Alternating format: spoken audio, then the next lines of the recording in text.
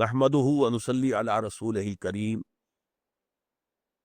اما بعد فقد قال الله تبارك وتعالى كما ورد في سورة آل عمران اعوذ بالله من الشيطان الرجيم بسم الله الرحمن الرحيم وَلَقَدْ صَدَقَكُمُ اللَّهُ وَعْدَهُ إِذْ تَحُسُّونَهُم بِإِذْنِهِ حَتَّى إِذَا فَشِلْتُمْ وَتَنَازَعْتُمْ فِي الْأَمْرِ وَعَصَيْتُمْ مِنْ بَعْدِ مَا أَرَاكُمْ مَا تُحِبُّونَ مِنْكُمْ مَنْ يُرِيدُ الدُّنْيَا وَمِنْكُمْ مَنْ يُرِيدُ الْآخِرَةَ ثُمَّ صَرَفَكُمْ عَنْهُمْ لِيَبْتَلِيَكُمْ وَلَقَدْ عَفَا عَنْكُمْ وَاللَّهُ ذُو فَضْلٍ عَلَى الْمُؤْمِنِينَ إِذْ تُسْعِدُونَ وَلَا تَلْوُونَ عَلَىٰ أَحَدٍ وَالرَّسُولُ يَدْعُوكُمْ فِي أُخْرَاكُمْ فَأَصَابَكُمْ غَمًّا بِغَمٍّ لِكَيْ لَا تَحْزَنُوا عَلَىٰ مَا فَاتَكُمْ وَلَا مَا أَصَابَكُمْ وَاللَّهُ خَبِيرٌ بِمَا تَعْمَلُونَ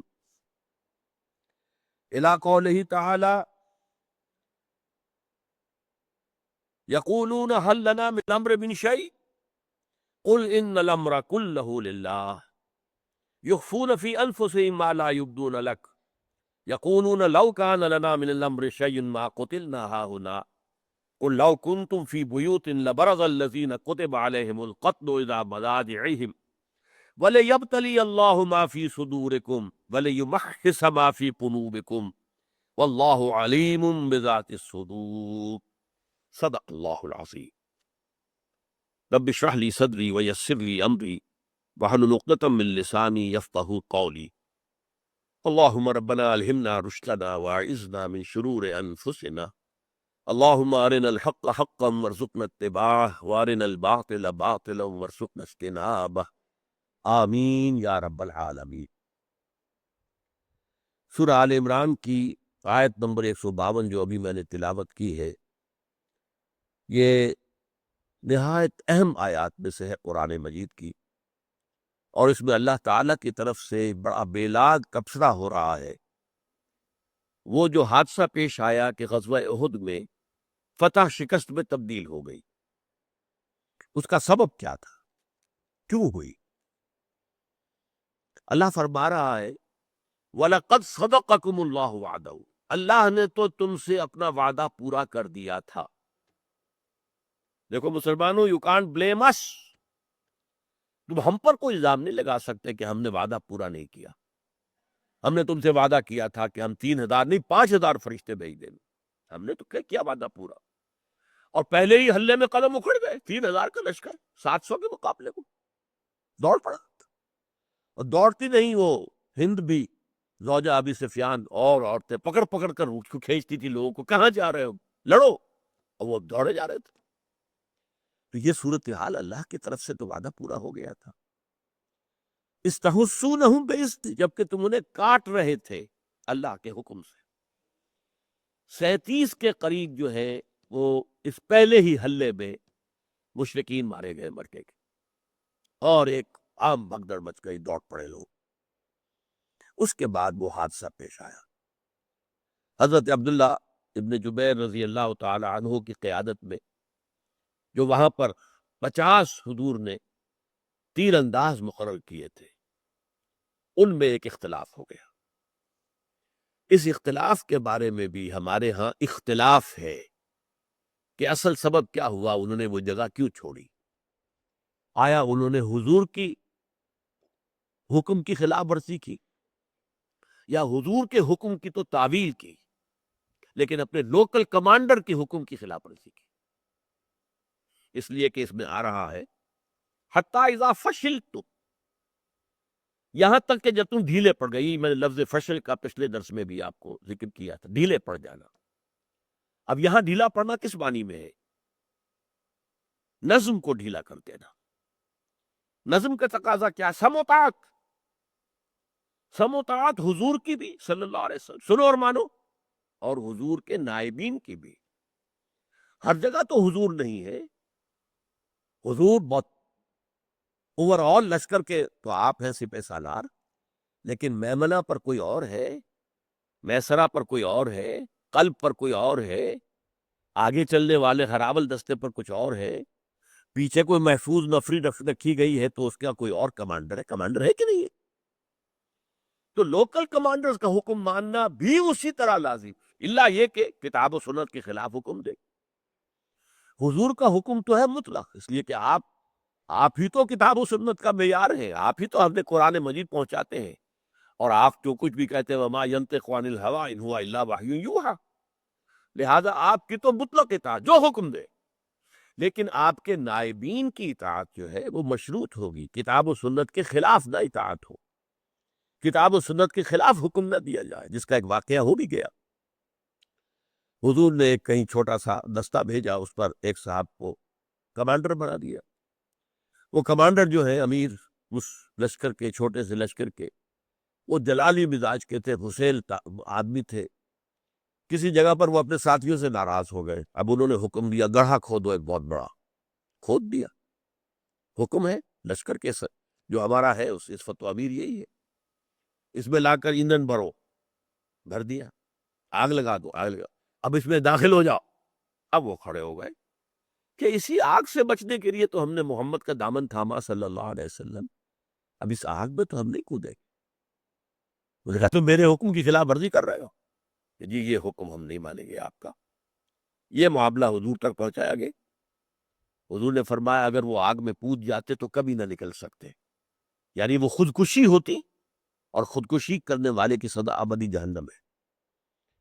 تو یہاں معلوم ہوا کہ اگر آپ کتاب و سنت کے خلاف حکم دے رہے ہیں، خودکشی کی اجازت نہیں ہے، تو اس کی آپ لوکل کمانڈر جو ہے اس کی نافرمانی کر سکتے ہیں۔ لیکن جب تک کہ وہ کتاب و سنت کے دائرے کے اندر حکم دے رہا ہو تو لوکل کمانڈر کی بات بھی اسی درجے میں واجب الاطاعت ہے جس درجے میں حضور کی۔ اسی لیے آپ نے واضح طور پر فرمایا ہے من اطاعنی فقد اطاع اللہ، جس نے میری اطاعت کی اس نے اللہ کی اطاعت کی۔ ومن عصانی فقد عصى اللہ، جس نے میری نافرمانی کی اس نے اللہ کی نافرمانی کی۔ ومن اطاع امیری فقد اطاعنی، جس نے میرے مقرر کردہ امیر کی اطاعت کی اس نے میری اطاعت کی۔ ومن عصى امیری فقد عصانی، اور جس نے میرے مقرر کردہ امیر کی نافرمانی کی اس نے میری نافرمانی کی۔ سیدھی سیدھی بات۔ اب ہوا یہ ہے کہ وہاں اختلاف جب رونما ہوا، لوگوں نے کہا تو جنگ ختم ہو گئی، چلو۔ اور عام طور پر لوگوں کا خیال ہے کہ ان کے پیش نظر تھا کہ اب مال غنیمت جمع کریں۔ میری رائے کچھ اور ہے، وہ میں بعد میں بتاؤں گا۔ تو جو حضرت عبداللہ بن جبیر ان کے کمانڈر تھے، ان کا نہیں، بالکل مت ہلو یہاں سے۔ یاد کرو حضور نے کیا فرمایا تھا کہ اگر ہم سب کے سب قتل ہو جائیں اور تم دیکھو کہ چیلے اور کوے ہماری بوٹیاں نوچ نوچ کر کھا رہے، تب بھی مت ہلنا یہاں سے۔ اب اس میں انہوں نے ایک بات کہی کہ حضور کی بات تو تھی شکست کی شکل میں، یہ تو فتح ہو گئی ہے، گویا کہ ایک تعویل ان کے پاس تھی۔ ہم حضور کی خلاف ورزی نہیں کر رہے، حضور نے شکست کی اس کیفیت کے اندر فرمایا تھا، میں فتح کی صورت میں تو حکم نہیں تھا، وہاں ایک خلا تھا۔ انہوں نے تعویل کی کہ ہم حضور کے حکم کی خلاف ورزی نہیں کر رہے، حضور کے حکم کی تعویل کر رہے۔ ایسا ہی واقعہ ہوا تھا غزوہ احزاب کے بعد بھی، کہ غزوہ احزاب کے بعد جب حضور اپنے ہتھیار اتار رہے تھے، حضرت جبرائیل حاضر ہوئے کہ حضور آپ اپنے ہتھیار اتار رہے یا اتار دیے؟ آپ نے ہم نے تو ابھی تک اپنے ہتھیار نہیں اتارے۔ بنو قریظہ کو ان کی عہد کی خلاف ورزی کی سزا دیے بغیر یہ جنگ ختم نہیں ہوئی ہے۔ حضور نے فوراً صحابہ کو حکم دے دیا کوئی شخص عصر کی نماز نہ پڑھے جب تک کہ بنو قریظہ کی بستی میں نہ پہنچ جائے۔ اب سب چلے لو، کچھ لوگوں کو اب شکل ایسی پیش آ گئی، کسی وجہ سے تاخیر ہوئی، عصر کی نماز کا وقت تنگ ہو گیا، عصر قضا ہو رہی تھی، ابھی وہ پہنچے نہیں بنو قریظہ۔ اب اختلاف ہو گیا۔ ایک گروہ نے کہا کہ حضور نے کہا تھا عصر کی نماز نہیں پڑھنی جب تک بنو قریظہ نہ پہنچ، اب ہمیں اسے پرواہ نہیں ہے کہ نماز قضا ہوتی ہے کہ کیا ہوتی ہے، حضور کا حکم ہمیں مقدم رکھنا ہے، ہم تو نہیں پڑھیں گے، وہی جا کے پڑھیں گے چاہے قضا ہو۔ دوسروں نے کہا نہیں بھائی، اس میں علت کو دیکھو، جو حکم کیوں دیا تھا حضور نے، آپ جلدی چاہتے تھے کہ جلد از جلد ہم پہنچ جائیں بنو قریظہ کے علاقے۔ اب جبکہ یہ مجبوری ہو گئی ہے تو ہمیں نماز پڑھ لینی چاہیے۔ انہوں نے نماز پڑھ لی۔ وہاں پہنچے، حضور کے سامنے مسئلہ رکھا کہ حضور یہ اختلاف ہمارے مابین ہوا تھا، کچھ لوگوں نے نماز پڑھ لی، کچھ نے نہیں پڑھی۔ آپ نے فرمایا دونوں نے ٹھیک کیا، اس لیے کہ ایک ہے کہ جو لفظ کو پکڑ رہا ہے، دوسرا وہ ہے کہ جو لفظ کی تحویل کر رہا ہے۔ اور یہی اصل میں ہمارے ہاں فرق ہے۔ جو ہمارے ہاں اہل حدیث کہلاتے ہیں، اور اس سے ایک فرقہ جو آج ہے اس کو نہ سمجھیے، شروع سے ہمارے ہاں اصحاب الرائے، اصحاب الحدیث، یہ دو طبقے ہو گئے تھے۔ ایک وہ لوگ تھے کہ جو یہ سوچتے تھے کہ حکم کی علت کیا ہے، حکمت کیا ہے، اس کو دیکھو، اس پر نظر رکھو۔ ایک وہ تھے کہ نہیں صاحب، علت اللہ جانے، اس کا رسول جانے۔ ہو سکتا ہے کہ آپ ایک سمجھے ہو دوسری، یا ایک چیز کی دو علتیں ہوں، ایک تو آپ کی سمجھ میں آگے دوسری نہیں آئی، تو ہم تو علت کے چکر میں نہیں پڑتے، ہم تو حکم دیکھیں گے لفظ کیا ہے۔ یہ مزاج ہے دو، اور ان کو بالکل اسی واقعے کے اوپر قیاس کر لیجئے کہ جیسے حضور نے کہا دونوں ٹھیک ہے۔ جس نے میرے اس لفظ کو پکڑ لیا کہ نہیں پڑھنی ہے اصل کی نماز جب تک کہ پہنچ نہ جائے بنو قریظہ کے علاقے میں، انہوں نے بھی ٹھیک کیا۔ جنہوں نے اس کی اصل علت کو سمجھا، نماز پڑھ لی، انہوں نے بھی ٹھیک کیا۔ تو اسی طریقے سے غزوہ احد میں تعویل کا معاملہ ہو گیا۔ میں یہ سمجھتا ہوں کہ یہ جو صحابہ تھے، یہ مومنین تھے، صادقین تھے، یہ منافق تو تھے نہیں۔ پرجنگ تو ہو چکی تھی، 1000 میں سے 300 منافق تو پہلے نکل کے جا چکا تھا۔ اب یہاں منافق تو نہیں تھے، یہ سب کے سب اہل ایمان تھے۔ جیسے بنو حارثہ کو اور بنو سلمہ کو بھی کہا گیا طائفتان منکم، تم میں سے تھے، اس لیے یہ سب کے سب جو ہے یہ اہل ایمان تھے۔ تو یہ جان بوجھ کر حضور کے حکم کی خلاف ورزی نہیں کر سکتے تھے۔ حضور کے حکم کی انہوں نے تعویل کی کہ حضور نے شکست کی شکل میں فرمایا تھا اور یہاں فتح ہو گئی ہے۔ وہ حکم کور نہیں کر رہا اس سچویشن، لیکن لوکل کمانڈر مصر ہے مت ہلو، تو لوکل کمانڈر کی تو خلاف ورزی ہو گئی نا، نظم تو ٹوٹ گیا۔ اس لیے کہ حضور کی اطاعت کے ساتھ ساتھ من اطاع امیری فقد اطاعنی ومن عصا امیری فقد عصانی، جس نے میرے مقرر کردہ امیر کی اطاعت کی اس نے میری اطاعت کی، جس نے میرے مقرر کردہ امیر کی نافرمانی کی اس نے میری نافرمانی کی۔ تو یہ ہے در حقیقت اس میں کہ جو غلطی ہوئی، غلطی تو ہے، نافرمانی ہوئی ہے، ڈسپلن کو توڑا گیا ہے، حتی اذا فشلتم، یہاں تک کہ جب تم نے نظم کو ڈھیلا کر دیا، وَتَنَازَعْتُمْ فِي الْأَمْرِ، اور تم ایک معاملے میں جھگڑے میں پڑ گئے، نہیں جانا چاہیے، نہیں جانا چاہیے، نہیں چلو چل کے اب تو فتح ہو گئی ہے، یہ ایک جھگڑا ہو گیا۔ حالانکہ تمہیں اپنے لوکل کمانڈر کا حکم ماننا چاہیے تھا۔ اگر فتح ہو بھی گئی تھی تو تم یہاں کھڑے رہتے تو کوئی نقصان تو نہیں تھا۔ لہٰذا جو اصل میں نظم ٹوٹا ہے، تم نے تنازع کیا، منازعت کی ہے، در حقیقت اس کا یہ نتیجہ ہے کہ ان کو اللہ تعالیٰ نے پھر سزا دی۔ وَعَصَيْتُم مِّن بَعْدِ مَا أَرَاكُم مَّا تُحِبُّونَ، اور تم نے نافرمانی کی، عصیتم، دیکھیے کس کی نافرمانی کی؟ میرے نزدیک حضور کی نہیں کی، بلکہ لوکل کمانڈر کی ہے، لیکن اٹ اباؤنٹس ٹو کہ حضور کی ہی نافرمانی ہو گئی، اس لیے کہ حضور فرماتے ہیں من عصا امیری فقد عصانی، لیکن یہ کہ ڈائریکٹلی انہوں نے حضور کی نافرمانی نہیں کی۔ وَعَصَيْتُم من بعد ما اراکم ما تحبون، اس کے بعد کہ اللہ نے تمہیں وہ چیز دکھا دی جو تمہیں پسند ہے۔ اس کی تعویل میں بھی عام مفسرین کے اور میرے درمیان اختلاف ہے۔ عام لوگوں کا خیال یہ کہ اس سے مراد ہے مال غنیمت جو تمہیں محبوب ہے، دوڑو لپکو جمع کرو مال، کہیں ہم محروم نہ رہ جائیں۔ میں اس کو بالبداہت غلط سمجھتا ہوں، اس لیے کہ یہ واقعہ اگر غزوہ احد کا ہوتا تب تو بات معقول ہو سکتی تھی، اس لیے کہ اس وقت تک دنیا کا جو سابقہ رواج چلا آ رہا تھا اسی کے مطابق وہ قانون یہ تھا ان کے ہاتھ، جو چیز جس کے ہاتھ لگ گئی اس کی ہے بس۔ لیکن غزوہ احد میں کیا ہوا؟ غزوہ بدر میں حضور نے قانون نافذ کر دیا، سورہ انفال میں اس کا ذکر موجود ہے، جو بھی کچھ ہے جمع کر دو، ڈھیر لگا دو، اور اس کو برابر برابر تقسیم کیا جائے گا۔ کچھ لوگ پہرے پر کھڑے تھے، جنگ میں حصہ ہی نہیں لیا، انہیں بھی حصہ ملے گا۔ کچھ لوگ وہ تھے کہ جو دوڑ رہے تھے، مکی جو بھاگ رہے تھے قرشی، ان کو پکڑ رہے تھے تو ان کا پیچھا کیا ہے انہوں نے، تو مال غنیمت میں سے کچھ ان کے ہاتھ میں نہیں آیا ہے، لیکن یہ کہ وہ جمع کر دو سارا، 5واں حصہ اللہ کا ہے، اللہ کے رسول کا ہے، بیت المال کا ہے، اور باقی 4 حصے برابر برابر، چاہے کمپیٹنٹ سے اور چاہے نان کمپیٹنٹ سے، لڑے ہیں یا نہیں لڑے ہیں، کہیں پہرے پر ہے وہ بھی، اور کہیں وہ تعاقب کرتے ہوئے چلے گئے ہیں دور وہ بھی، سب کو حصہ ملے گا، سوار کا دوہرا اور جو پیدل ہے اسے اکیرا۔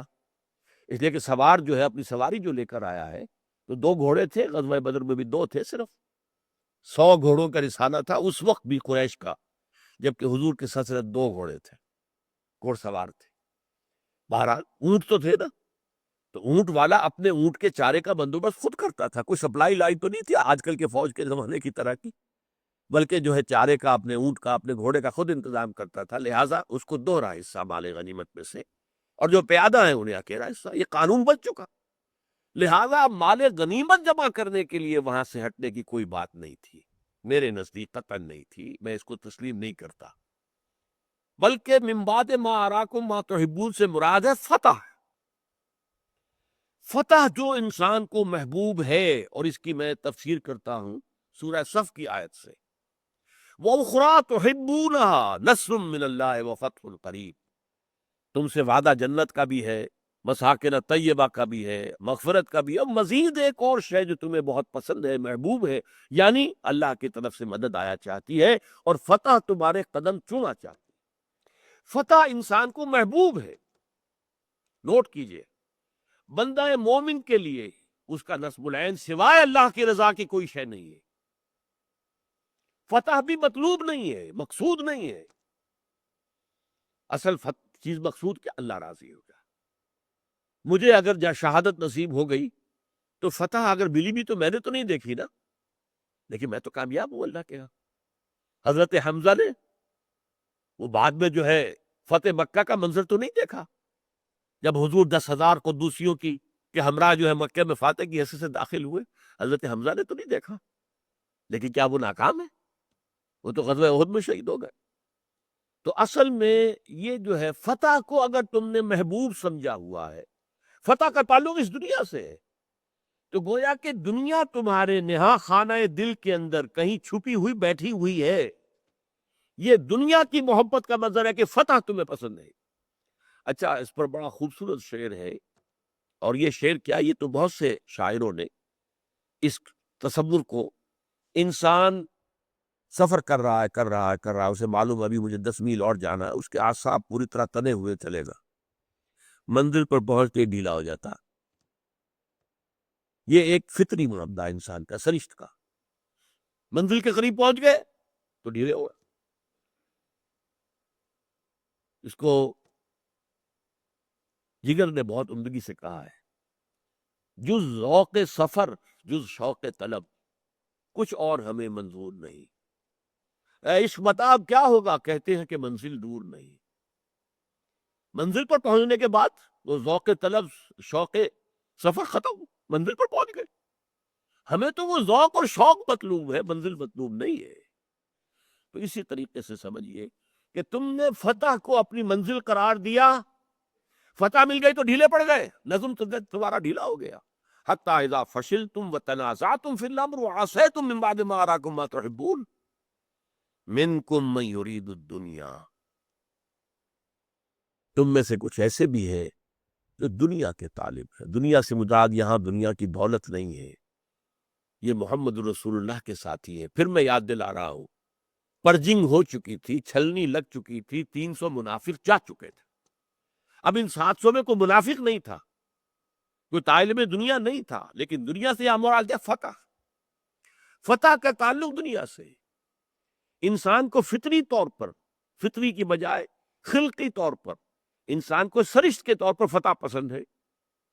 حالانکہ شکست و فتح نصیبوں سے ہے ولے امیر، مقابلہ تو دل ناتواں نے خوب کیا۔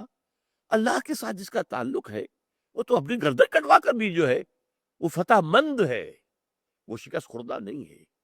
لیکن اگر تمہارے ذہنوں میں وہ تصور بیٹھا رہا فتح کا، اور مطلوب دنیا میں فتح ہوئی، اسی طریقے سے دیکھیے، میں کہا کرتا ہوں، ہماری چھوٹی سی تنظیم ہے، تنظیم اسلامی، ہم نے اس کا نصب العین کیا رکھا ہے؟ صرف اللہ کی رضا اور آخرت کی نجات، دین قائم کر دینا نصب العین نہیں ہے، اس کے لیے جد و جہد کرنا فرض ہے، جیسے نماز فرض ہے اسی طرح اس کے لیے جد و جہد کرنا فرض ہے۔ لیکن نماز نصب العین نہیں ہے، نصب العین کے حصول کا ایک ذریعہ ہے، اللہ کی رضا کا، آخرت کی نجات کا ذریعہ ہے۔ فرائض جو ہے وہ ذرائع ہیں نصب العین تک پہنچنے کے، تو فرض ہے اقامت دین۔ اب اگر کچھ لوگوں کے ذہن میں سوال ہو جائے کہ ہر صورت ہمیں دین کو غالب کرنا ہے، سیدھے راستے نہیں ہو رہا تو ٹیڑھے ہاتھوں انگلیاں اسے گھی نکالو، گھی جو ہے وہ سیدھی انگلیوں سے نہیں نکل رہا، ٹیڑھی انگلیوں سے نکالو، بائی ہک اور بائی کرک نہیں، غلط ہو جاؤ گے تو تمہاری محنت ختم ہو جائے گی، ضائع ہو جائے گی۔ Keep yourself on the straight path, keep yourself the example of Muhammad صلی اللہ علیہ وسلم، وَلَقَدْ كَانَ لَكُمْ فِي رَسُولِ اللَّهِ أُسْوَةٌ حَسَنَةٌ، ایک مکمل اور بہترین نمونہ محمد صلی اللہ علیہ وسلم کی زندگی میں ہے، ان کے نقش قدم پر چلتے جاؤ۔ فتح آتی ہے آئے، نہیں آتی ہے نہ آئے، موت آ گئی بیچ میں، تم سرخرو ہو، اللہ تعالیٰ کے ہاں جا کر تم جو ہے اپنی جواب دے سکو گے کہ اللہ ہم نے تو آخری وقت تک یہ کام کیا، نتیجہ تیرے ہاتھ میں تھا، ہمارے ہاتھ میں تو نہیں تھا۔ جیسے کہ حضور سے انہیں کہہ دیا تھا حل لک من الامر من شیء ما لک من الامر شیء، آپ کے ہاتھ میں اختیار کوئی نہیں، اختیار تو میرے ہاتھ میں، جس کو چاہوں گا میں توبہ کی توفیق دے دوں گا، جس کو چاہوں گا میں عذاب دوں گا۔ تو یہ آپ کے اختیار میں تھا، ہمارے اختیار میں نہیں تھا۔ تو فرمایا حتی اذا فشلتم وتنازعتم فی الامر وعصیتم من بعد ما اراکم ما تحبون، اور تم نے پھر نافرمانی کی اپنے لوکل کمانڈر کی، اس کے بعد کہ تم نے فتح دیکھ لی، فتح دیکھ کر وہ ڈھیلے پڑ گئے، نظم ڈھیلا کر دیا اور صاحب امر سے جھگڑے، ان کی نافرمانی کی۔ منکم من یرید الدنیا ومنکم من یرید الآخرہ، تم میں سے وہ بھی ہے جو دنیا کی کامیابی، دنیا کے اندر فتح، ہم غالب آ جائیں، ہماری حکومت قائم ہو جائے، ہم اللہ کے دین کو غالب کر دیں، ٹھیک ہے، لیکن یہ تمہارا نصب عین کہیں بن جائے گا تو غلط راستے پر پڑ جاؤ گے۔ وَمِنْكُمْ مَن يُرِيدُ الْآخِرَةَ، تم میں سے وہ لوگ بھی ہے کہ جو صرف آخرت کے تعلق، دنیا کی فتح و شکست سے انہیں کوئی سروکار ہی نہیں، اللہ راضی ہو جائے اور آخرت میں ہمیں نجات مل جائے۔ ثُمَّ صَرَفَكُمْ عَنْهُمْ لِيَبْتَلِيَكُمْ، پھر اللہ تعالیٰ نے تمہارا رخ موڑ دیا ان کی طرف سے، یعنی اس وقت تو تم ان کا تعاقب کر رہے تھے اور ان کے پیچھے جا رہے تھے انہیں گرفتار کرنے کے لیے، اب الٹ پڑا جب ادھر سے خالد ابن ولید کا لشکر آیا ہے، اور آپ دیکھیے کہ جبکہ رسالہ کا حملہ ہو رہا اور ادھر یہ پیدل فوج ہے، ادھر سے وہ رسالہ جب گھوڑا آتا ہے دوڑتا ہوا، وہ تو تہس نہس کرتے چلے گئے، اور ان کی پیٹیاں تھی ادھر، وہ تو ادھر لشکر تعاقب کر رہے تھے، یہ ادھر سے آ گئے ان کے پیچھے سے۔ تو پھر اللہ نے تمہارا رخ موڑ دیا ان کی طرف سے، لِیَبْتَلِیَکُمْ، تاکہ تمہیں آزمائے۔ ابتلا، بلا یبلو ابلان، یہ بھی ہوتا ہے آزمانا، لیکن آزما کر کسی کے اندر جو خیر کا پہلو ہے اسے نمایاں کرنا۔ ظاہر بات ہے کہ آپ کے اندر خیر ہے تو ظاہر تو ہوگا کسی امتحان اور آزمائش سے، زر خالص ہے لیکن اس کو رگڑیں گے کسوٹی پر تو معلوم ہوگا نا کہ زر خالص۔ تو ابتلا کا ایک مقصد یہ بھی ہوتا ہے، ابتلا چاچنا، پرکھنا، لِیَبْتَلِیَکُمْ، تاکہ تمہیں آزمائے، وَلَقَدْ عَفَا عَنْکُمْ، اور اللہ تعالیٰ تم کو معاف کر چکا ہے۔ اب دیکھیے کس قدر کھلا یہاں پہ، جس سے بھی خطا ہوئی، یہ ہرگز منافق نہیں تھے، یہ ہرگز طالبین دنیا اس معنی میں نہیں تھے کہ دولت کے پجاری ہو اور دولت کے لیے پیچھے دوڑے ہو، ہرگز نہیں، اس لیے کہ یہ مومنین صادقین تھے، ان سے غلطی ہوئی ہے، انہوں نے اگرچہ حضور کے حکم کی تعویل کی لیکن اپنے لوکل کمانڈر کے حکم کی نافرمانی کی ہے، غلطی ہوئی ہے۔ اچھا، اللہ کے لیے دونوں راستے کھلے تھے، اللہ کا اختیار تھا، اللہ ان کی غلطی کو کنڈون کر دیتا، معاف کر دیتا، کوئی نتیجہ نہ نکلتا، لیکن اللہ نے سزا دی، کیونکہ ابھی تو یوں سمجھو کہ ابھی تو بڑی لمبی منزل ہے، سفر ہے تمہارا، تمہیں بہت آگے جانا ہے، تمہیں پورے جزیرہ نماء عرب پر اللہ کے دین کو غالب کرنا ہے، ابھی عشق امتحان اور بھی ہے، ابھی تو بڑی بڑی منزلیں اور تمہیں سر کرنی ہے۔